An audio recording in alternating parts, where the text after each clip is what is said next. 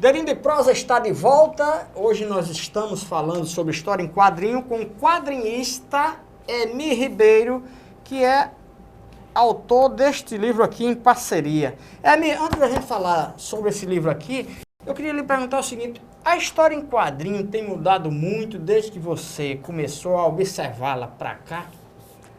E passou por algumas fases e mudou. Mudou para melhor ou para pior? Eu, sinceramente, acho que para pior. Por quê? Porque eu não compro mais, né? É? Eu não compro mais, faz muito tempo que eu não compro. Porque eu comecei colecionando aquelas revistas, conforme ele disse, com 6 anos de idade. Era revistinha de super-herói e depois começou uma fase que não me agradou e eu parei.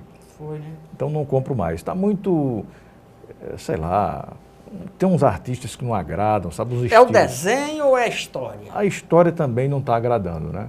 Eu acho que ele perdeu uma coisa que tinha naquela época, que a meninada gostava, que era aquela coisa inocente. Ah, é, né? Tá muito... por exemplo, tem umas revistas agora de super-herói que está fazendo casamento gay. E é, né? Aí Né? Quer dizer, é uma coisa que eu acho que não tem nada a ver com Não, entendeu? a proposta de Não é isso. Perdeu aquela inocência de antigamente. Né? Agora, deixa eu te perguntar uma coisa. Você leu Walt Disney ou faz restrições daquele tipo? Não, eu sou da geração de Walt Disney, eu li muito Pato Donald, mas eu não tenho visão crítica da... eu também li essas, né? Essas eu chegava, por exemplo, meu pai comprava às vezes Pato Donald e gostava de ler. Mas entre os que eu li, eu preferia aquela linha que a minha avó me dava. É, né? Eu gostava mais daquela. É. E esse aqui, Fantasmagorias, aí tem Emi Ribeiro e o Luquete. O que é que vem ser esse livro aqui? Qual é o conteúdo dele? Foi indicado para o Jabuti, não é isso? Foi indicado para o Jabuti em Fale 2014. um pouco desse livro aqui. Esse livro tem uma história ainda aí, né? Tem, né? Ele tem, por exemplo, entre a publicação, que foi recentemente, né, em 2014, e a produção dele, são 10 anos. Né? Que eu fiz todos esses desenhos em 2003. O Rubem Luquete, que é uma figura muito conhecida, né, autor de umas centenas de livros, né, lá do interior de São Paulo, e ele é específico, digamos, gosta muito de fazer terror.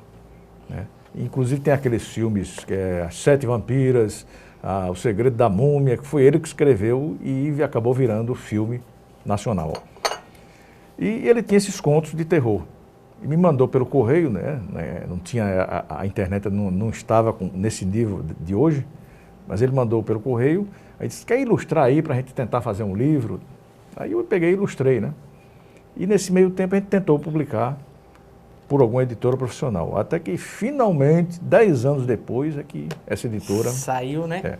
E foi indicado para o Jabuti, né? Você é autor de quantos livros, quantas edições da Velta saíram, revista e tal? Tem muitos, eu não conto mais, né? Mas continua saindo, você continua fazendo histórias? Ou... eu continuo fazendo assim, independentemente. Porque a época que eu lancei a personagem e outros, né? Que teve, por exemplo, além dela teve a Nova, que era uma ruiva.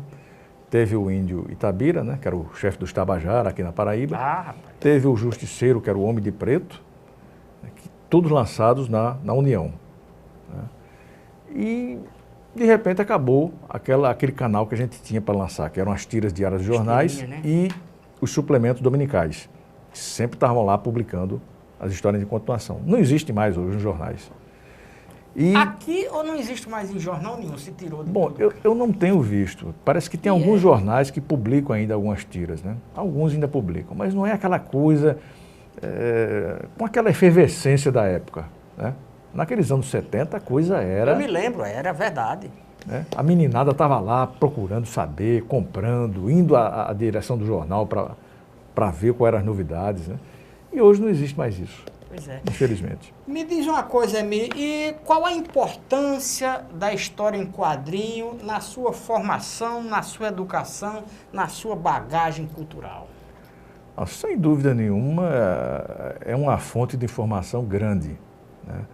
Tanto é que existem, por exemplo, termos que são usados hoje, nos dias de hoje, que eu aprendi há 40 anos atrás, lendo quadrinhos. Foi, né? Por exemplo, você se lembra de um aí?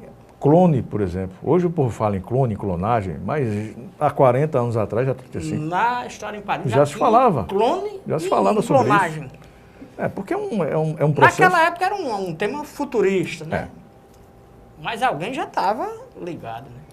E às vezes até acontece algumas coisas, digamos assim, que existem hoje e por acaso alguém projetou o futuro naquela época antiga. Por exemplo, tem uma linha de histórias que eu mesmo fiz aqui, que tem uma personagem que trabalha com aquela história das células-tronco, que é a célula que se transforma em qualquer outra. Só que naquela época eu não dei esse nome porque eu não sabia do que era.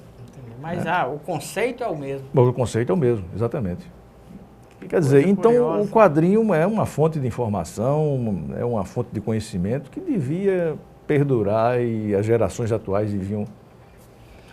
Você, porventura, já pensou em fazer um filme ou já tem as aventuras de Velta, qualquer coisa de Velta? Ah, claro. Quem não pensou, né? Pois é. Pensou, mas fez? Eu fiz 2 filmes, mas... 2 filmes? Não com ela. Ah, tá. Não com ela. Porque o que acontecia com a personagem, como ela tem tem um poder especial de emitir rajadas, né? Solta luz, aquela coisa toda. Então tinha um problema do efeito especial. Eu não teria como fazer isso. Então eu peguei o personagem que era possível fazer, que foi esse... Deixa eu ver se eu encontro aqui. Pode procurar à vontade, fique à vontade aí. Tá por aqui. Bom, eu vou ter que bagunçar aqui a coisa. Pronto, tá aqui. Pode bagunçar. Então pronto, eu fiz com esse personagem aqui, é o Justiceiro, o Homem de Preto. Aqui. 2 filmes. Fez 2 filmes com ele. Agora esse filme você desenha os quadrinhos, como é o processo? Não, foi com ator mesmo. Ah, com ator? Ah, tá, não é como desenho animado não. Não. E foi rodado aonde esse filme? Aqui em João Pessoa. Aqui em João Pessoa. A gente fez aqui. E o cara que quiser assistir esse filme, como é que faz? Um deles está na internet. É? E o outro no YouTube, eu ainda não coloquei. O cara vai lá e o Homem de Preto. E encontra lá. Tá lá, o primeiro tá. Inclusive registrou a João Pessoa da época, que foi em 1989. Que coisa bacana. E depois, em 93, eu fiz o segundo, tá lá também registrado.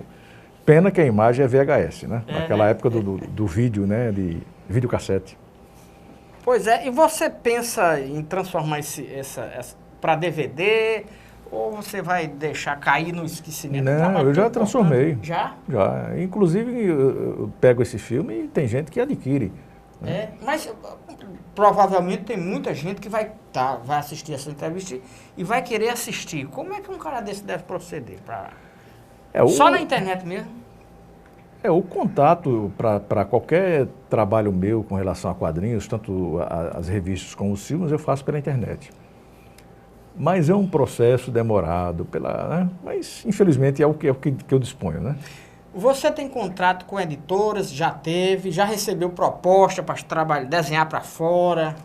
Eu desenhei para umas editoras dos Estados Unidos durante 13 anos. Foi de 93 até... Um bom tempo. 93 até 2006. E você desenhava o quê? Vários personagens. Eu, por exemplo, esses personagens conhecidos que tem por aí, eu já fiz alguns deles. Foi? Agora, a maior parte do tempo eu trabalhei junto com o Deodato. Deodato Borges. Deodato Borges Filho. Que assina Mike Deodato. Mike Deodato, exatamente. Eu trabalhei mais com ele porque... Me permita, aquilo é uma imposição do americano, olha, bota esse outro nome aí. De início aconteceu isso, né? Na época que ele entrou no mercado americano, aí eles tinham aquela, digamos assim, ficava, um estrangeiro, aí tá tirando... Como se Vuca foi gravar um disco lá, fala assim, olha, bota essa sanfona de lado, pega aqui um violãozinho, porque tem um disco dele com violão em vez da sanfona. Não, o que acontece lá é aquela história do emprego. Ele, digamos, se está no nome do estrangeiro, ele está tirando o emprego de um americano. Ah, tem isso. O problema também é o protecionismo deles. Camarada. O que não acontece aqui, né? Aqui é o contrário, né? Infelizmente. Pois é, a gente vai fazer um breve intervalo e daqui a pouco a gente vai continuar essa história em quadrinhos e falar daquele episódio. A gente vai passar uma história limpa aqui sobre o plágio de Zé Ramalho, que eu tive participação naquele episódio e eu imaginava até uma coisa e depois você me disse que foi outra. Dedinho de prosa, volta já!